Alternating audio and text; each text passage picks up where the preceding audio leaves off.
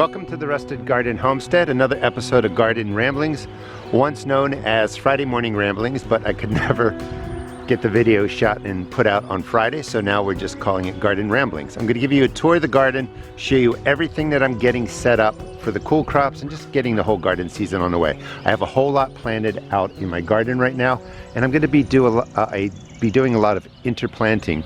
So I'm going to be talking about this year how to maximize your growing space. How can you grow in between your tomato plants, pepper plants, etc. Greenhouse looking good, still needs that coat of paint. I don't know when I'll get to that. Starting to set it up, got snapdragons, other flowers around there, and I'm even growing potatoes right in that container. Greenhouse is doing well. I'm going to be moving my tomatoes, my peppers out there, starting cucumbers, zucchini, all the warm weather crops. Let's go inside the garden. I've been able to pretty much get the garden to where I want to get it, you know, shape-wise. A lot of the weeds are gone. I'm getting the bed set up. Let's start with what I have growing in my sunken container. And I never like getting the shadow in there, but it's just the way I'm walking today. It's early morning. So all the peppers in here, they got a little beat up. They're gonna be fine. I just gave them some fertilizer. I have to water them again today. But last week we had 85-degree temperatures, and I forgot to lift this open. You can kind of prop it open like that. So the plants actually got hurt by the excess heat early on here in April. Happy Easter, by the way. Today's April 9th.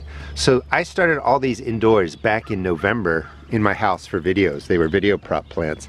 Didn't want to get rid of them. So I'm going to have really large peppers that are going to be able to go out into the garden come the end of April, maybe beginning of March or beginning of May, depending on how well they're growing in there. I put them in larger containers so the peppers will get to full size.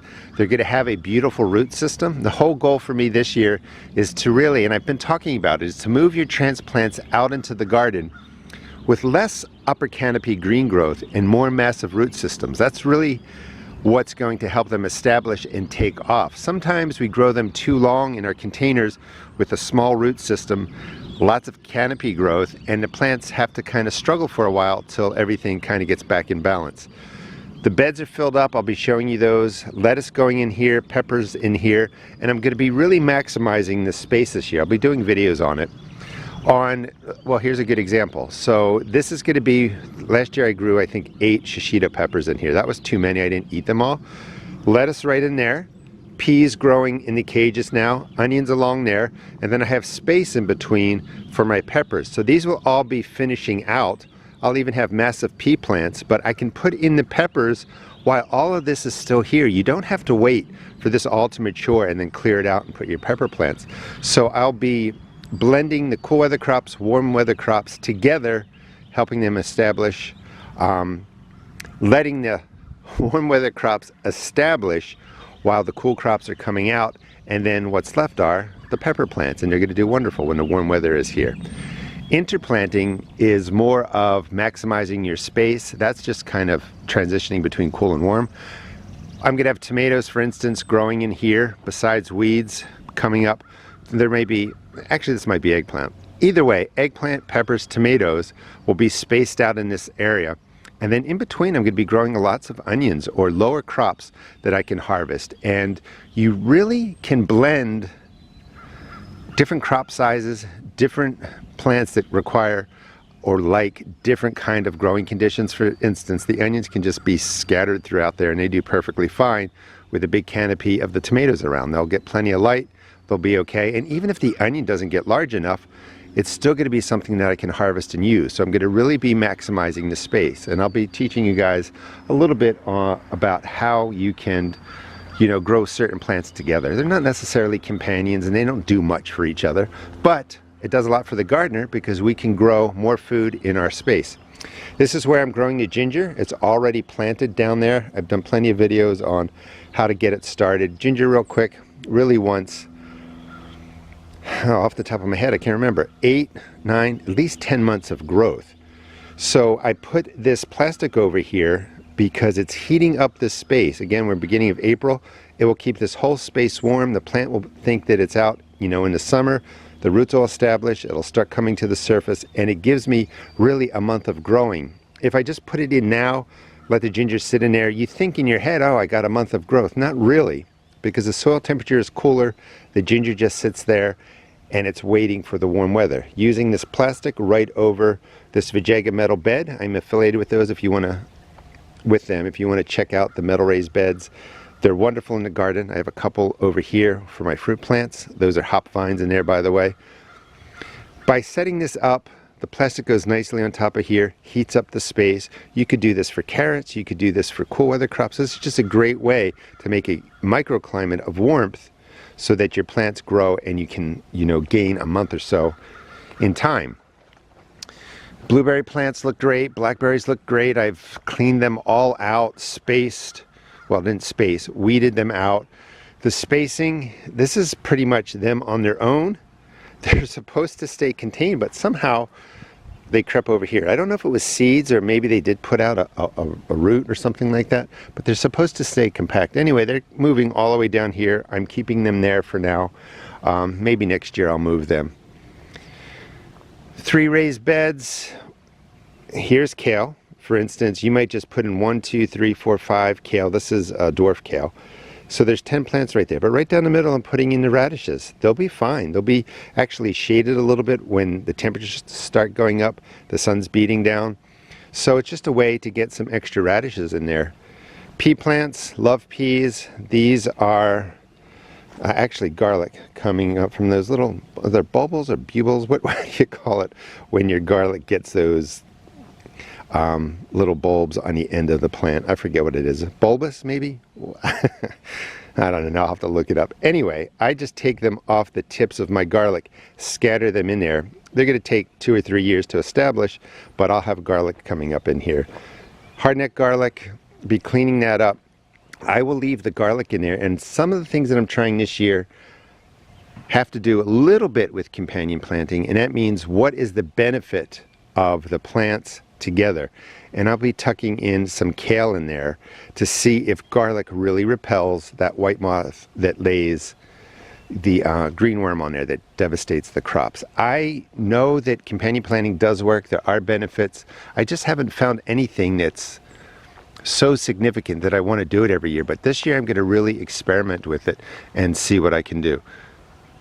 These are the GreenStalk towers. Cool weather crops in there. Just FYI, those are carrots. I have some cilantro in there up top, lots of leafy greens, kale. That's just one tower set up with the cool weather crops. Strawberry plants are dying off a little bit, which is weird. It's just in 1 or 2 towers. I'm going to be transplanting strawberries from other parts of my property where I grow them just for this occasion in case something doesn't grow well. These will be packed full of strawberries.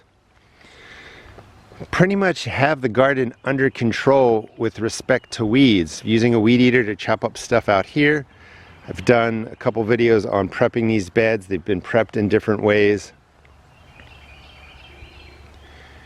and I think they look pretty good. I want to show you this space. Just did a video on it. That's broccoli in there and cabbage, and I have 50% shade cloth, and it's the morning, so I wanted to just show where the shade is. You see the rectangle right there? So the rectangle, the way the sun tracks on my property, the sunlight is getting into here.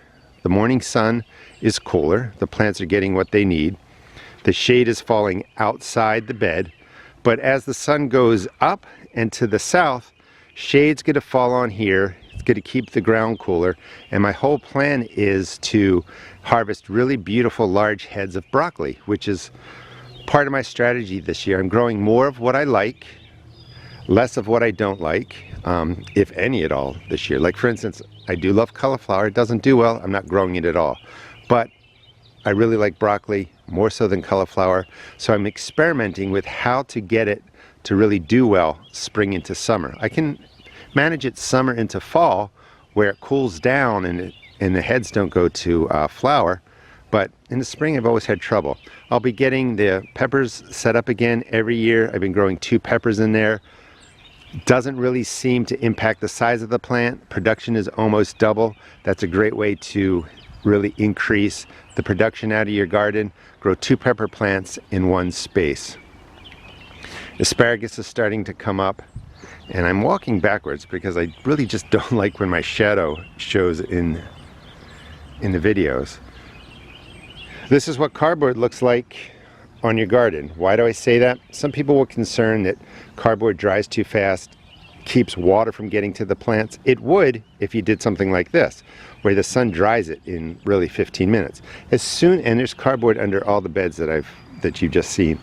As soon as you put organic matter under the cardboard, on top of the cardboard, soak it down, it really stays moist. You may have to water it once or twice a week if you're not getting any rain, but as soon as it's covered, gets wet, fungus starts moving in, it starts breaking down, it's not going to be any issue with water getting to your garden or being able to plant into it. For instance, when I set this up and did the video for prepping your bed with 3 layers, I said you want to wait a couple of weeks before you plant.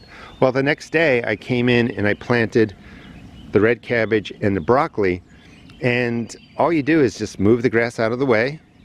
Let me just show you, just because I think this is important. This is the kind of tip I think you'll only kind of get out of the Garden Rambling series. So I just moved everything out of the way. You can poke a hole into there. I threw in a couple handfuls of better quality soil, mixed it up, some compost. What I want to show you is after it's in the ground, just keep the mulch, the clippings away from the stem. You want air to circulate through there. You don't want this up against it because it could potentially cause problems. The decaying grass could heat up a little bit, cause issues, but most importantly, it would just create a place for bugs and mold and stuff to grow on the stem, and you don't want that. So if you're doing this method, just clear out the space, drop in your transplants, let it go like that. The plants are going to be perfectly fine. There's no worries with this. Has leaves, then cardboard, then grass on top. Sitting on top, it's just basically a mulch. It doesn't really compete with the root systems that you're putting in by putting in your transplants. This is 50% shade cloth, in case you're ever wondering what it looks like. I do use 50% and I use 70%. As May approaches, I may switch this out for 70% shade cloth because May is going to be a lot hotter. But one of my strategies this year was keeping the ground cool right from the beginning. All these beds are getting set up. Here's a space that's going to be an experiment using mulch right away to cool the roots of the broccoli. But I'm going to be putting in tons of softneck garlic. I just bought it at Costco, actually. Softneck garlic, you press it in here in Maryland, or when it's getting warm, maybe an inch or 2 into the soil. I just wanted to grow the greenery to see if it's going to repel the cabbage moth. We'll see how it goes. I'll also be able to harvest the garlic. I'm not going to get beautiful bulbs, but sometimes we get it in our head, well, the only way to grow garlic is if you get these wonderful cloves, nice big bulbs. You can pull out the whole plant, chop it up, use it when you're cooking. So that's what I'm going to be doing with this space. I'm not going for the large bulbs, large cloves. I want to see if the garlic greenery will be a nice companion and help protect this broccoli plant from the white cabbage moth, basically. We'll see how it goes. Tomatoes will all be going in there, same setup I had before, greatly reducing, like I said, the variety of plants that I really just didn't use. As we come into here, I've added some. This whole space over there is going to be parsnips. These are golden ball turnips. They're all coming up. French breakfast radish, lots of beets. They're all breaking the surface. Beets, just FYI, they can take 3 weeks, 4 weeks, even 5 weeks to germinate in cooler soil. It just takes a while. Kohlrabi, I want a lot of that. I've struggled the last couple of years trying to get it to grow. Roxanne radishes, different radishes in there. This is a good use of space. I have early radishes that I protected. They're actually probably getting close to being harvested. Yeah, so I'll have radishes coming up. I don't know if you can see that one. I'll wait a couple more days. This was protected with a dome. Helped them establish when it was cold, germinate, and grow. Icicle radishes, black Spanish radishes, arrow peas, which are shelling peas in there. This is a well-used space. As the radishes come out, other stuff will be going in.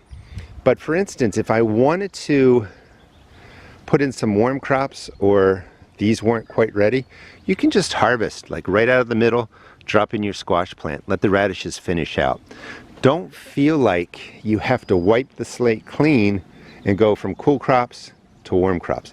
You can blend them together.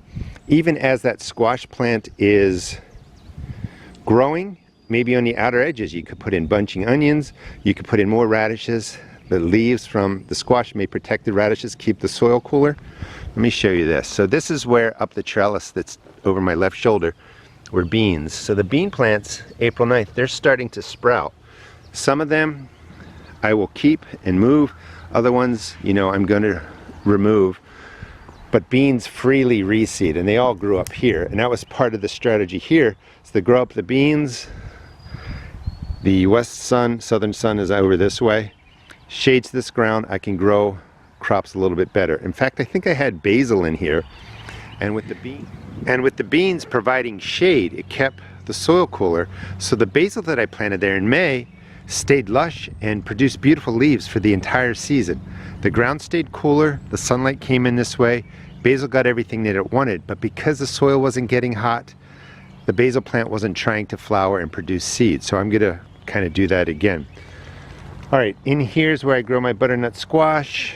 Was in the process of chopping the weeds back, but the weed eater ran out of string. Here's all the plastic that I use to really get those carrots growing early, protect my plants so that I could get the cool weather crops out earlier, get them germinating. Another space, for instance, cool weather lettuce, obviously. Peas are planted all in there. Will create shade eventually. I will harvest what's in the middle first, and then maybe I put in a warm weather crop. Could be peppers, could be tomatoes, could be eggplant, could even be a cucumber or squash plant. But again, don't have to wait for all the cool weather crops to get out of the way. Just kind of rotate in the warm weather. Kale and peas are in there. I'll be putting in garlic or onions, again, see if it repels the moth. Also set up, the peas will be coming up when the peas are done. I could put ag fabric over there, protect the leaves in case I need to do that. Potatoes back there. Very happy where things are right now. I'm planting and growing just about everything I want to get started. Now, the strawberry plants in this tower are doing a lot better. Pak choy, more peas in the back, kohlrabi. Nothing's in this bed yet. I used to grow peas up there, but I want to do something different. And then in the bed back there, I have, they're all beets actually. Love beets, so I'm growing lots of beets. Well, let me show you this space too, because this was important. So this is seeded spinach, had the plastic over it to a nice size, doing really well. It's going to get nice and large. Carrots can take 4 weeks to germinate. They're doing really well. Notice my sign's completely faded because I wrote on them when they were dirty and the marker fell off. Anyway, I must have a video telling me what I planted. But I know that these are all carrots. That's cilantro mixed in there too. And that's a sunflower that seeded itself. Putting the plastic down and leaving it on for 3 or 4 weeks allowed all these carrots to germinate, and this is wonderful germination. So I'm going to have a nice crop of carrots coming out of there. I don't grow tons of carrots, but I like mixing them into my salads. You can see this is the basic earth mound, which I always recommend if you're on a budget. This is all you need to grow food. So mixed greens in there, spinach. These were all grown indoors in my house and then transitioned out to the greenhouse. And I think those are collards and a little bit more broccoli. Dandelions, I'm going to be expanding my growth of them in the garden. They're just absolutely delicious. And as I was saying in the video I did, you can start harvesting these greens like 10 days ago, even 2 weeks ago. So dandelions will give you greens before the rest of your crops are really ready. This space is getting set up for an ongoing series on container gardening. I have a series on growing in those vertical towers. Peas, more peas. Now for instance, these peas are going to die out, but they're going to be up to here at some point, hopefully. And then I'm going to be mixing in my green beans or maybe some other beans into here. So I'll be planting the beans in between the peas, and then I'm not going to yank the peas out. I'm just going to cut them, leave the root systems in, expose the beans. It should be, you know, maybe this high or something like that. And they'll do perfectly fine. Again, it's another way to transition over to your warm crops without waiting for the peas to finish up. And then if we go right into these bigger fabric pots, I have Swiss chard, collards, and more broccoli in there. And I'm just positioning that so when I put in the bigger plants, they're going to shade and cool the broccoli right in here. I'll probably put a tomato in there and trellis it to the fence or something like that. So I like using my garden, you know, certainly for food, that's important, but also as a place to kind of experiment, sculpt, create, walk through, and just enjoy. So you can see that the garden is set up with lots of walking space. It's not primed for maximum growing. If it were, it would be that raised bed, well, that earth bed right there. So I could do 1, 2, maybe a third one against there. That's 3, 4, 5, 6, 7, 8. Let's just say 8 long beds like that from where they start. Well, you could come back to where I am, all the way to the length of this, you know, fenced in area, and that would be the best way to maximize the use of the space, is just running these long beds down there. But I like the raised beds, I like how it looks, I like kind of walking through here, and it's also a teaching garden, so I have it set up in different ways. But if you want to maximize space and you want to grow on a budget, these earth mounds are all you need. As gardeners, sometimes we tend to get too fancy and overthink things. Just hill up some earth, plant, and you're good to go. Let's go outside here. We might as well do a full tour. So the garden rambling series will be monthly. It's probably not going to be every week unless something is really changing. Like I don't want to, like I took a break because it was all just like mulch. It was kind of boring. But now the plants are up, they're growing, stuff to talk about. Outside my fence is where I'm going to be putting in more organized patches of onions. I've got garlic in here, hardneck garlic, planted potatoes back in that space there. That's softneck garlic that I planted about 6 weeks ago. You can see how fast it grows. I don't know if it's going to get those beautiful cloves, but I'll be able to harvest and use that. Little herb garden, that's sage, oregano, thyme, hardneck garlic. So this space is coming along. And as we kind of pan out, you can see that I've been shaping this with the weed eater, just beating it down, and I will just knock all these weeds down. I don't have time right now to weed them and dig them up. With annual weeds, you don't have to do that anyway. So I'll just keep hitting them, even the grass, keep hitting it with the weed eater till the sun bakes the soil, dries them up, they die off, and then I'll come in, dig out whatever needs to be dug out, you know, if you have perennial weeds, and then I will mulch this area. So in the meantime, this is good enough for me. I mean, it looks clean enough that I can handle I can work with my garden, I can appreciate my garden, and it's not overgrown with weeds. Swinging around this side, I'll be growing poblanos in here again. The deer left them alone. I'm taking weeds and stuff that I pull out of my no-dig area, just throwing them on here. I will take care of this last. Same with the space that's right in there. But if I wasn't using the weed eater in different places, I wasn't maintaining the garden, my gardens would all look like that right now. So it is a lot of work. People always say, you know, it's too much work. It's this, it's that. If I wasn't personally gardening, what would I be doing? Maybe sitting in a chair watching TV. So for me, it's my exercise. I get to go out, I get to be with nature, get to do activities, get to move muscles, get to, you know, basically use my body and just enjoy being outdoors. Even though I don't like pulling weeds, it sure does beat having nothing to do and sitting around.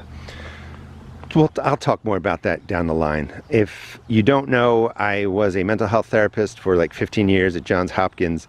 So gardening is part of a wellness strategy. It's wonderful for everything that we already know, but it's also good for your health to be out about and doing things. Potatoes in here, these are mixed red Pontiacs. They should be coming out soon. So those were just put in, I don't know, maybe a week or so ago. Just want to show you, we'll go back in here for a second. This is my first round of potatoes, and they've already broken the surface. Now last night there was a frost, and it looks like, yeah, these were damaged. So potatoes themselves, once they're in the ground, they're safe. But if the greenery comes up, you get a frost, it's going to kill off the greenery. The potato will send up more. So the timing for potatoes, just FYI, is about 4 weeks before last frost. It takes about 4 weeks for the greenery to come up, so you don't want them to be growing, you know, 4 or 6 inches, and a frost comes and cuts back the greenery. That's going to impact the potato in the long run. Sweet potatoes going in there. Put in all of the first batch of onions, actually, all along here. So these are potatoes, onions, onions, onions all along there. Onions will go on the other side. So I'm growing onions and potatoes, not really in the same on top of each other, but very closely together, mounded up, no dig style. The onions will do fine, the potatoes will do fine. We'll see if onions help repel the Colorado potato beetle, which I'm pretty sure they don't, but I want to see what garlic and onions do to help repel insects, and I'm giving it a really big sort of test this year in the garden. The wind has blown this over. I got to repair that. We're going to buzz by the compost. I'm going to be talking a lot about compost. It's doing well. All right, I lied. We're going to come over here. Just want to show you real quick. This is my leaf mold that I made. It's 2 years old. It's going to be going into my containers in the planting hole. So I'm just letting it dry out there a little bit. But that is wonderful, free stuff. And I think we'll finish up right in here. This is my other garden. Did the same thing, took the weed eater, just pulverized down the weeds that were all in the space, dropped some mulch because I did a whole potato growing series. So these are filled with potatoes. But I did get in my seeds that I got in Portugal. It looks like I have to water this bed too. So this is going to be pretty much my garden planted with seeds that I got at Portugal. So I think that should be kind of fun. It's a theme, you know. I loved Portugal. I want to go back and recommend people, if you can travel to Europe, go to Portugal. Wonderful people, wonderful place. So all planted up with different cool weather crops right now. I've got peppers and tomatoes that seem to be the mainstays in Portugal, the varieties that they like that will be going into this space. My muscadine trellis has been, well, tunnel really. The muscadines have been all pruned back. They're ready to go. And that is where my garden is as of April 9th. So I encourage you guys, and there's some weeds around, don't feel like you have to transform your garden all in one day.